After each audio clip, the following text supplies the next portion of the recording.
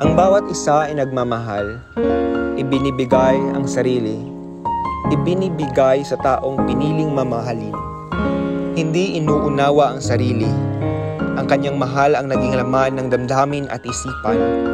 Oo, nakakatakot na ibigay ang sarili.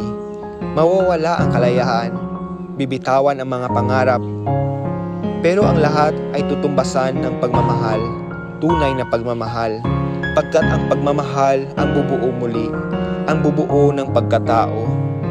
Ang pagmamahal huhumugin ang nakakatakot na desisyon. Ang pagmamahal ang susukli sa ligaya. Ang segundo nagiging napakatagal, pagkat ang bawat pangyayari ay bumabaon sa alaala.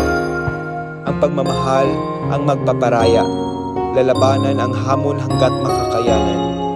Hindi man maintindihan ng lubusan, hindi man maiintindihan ng karamihan, pero ang pagmamahal ang mananaig sa kasalukuyan, ang pagmamahal ang mangingibabaw.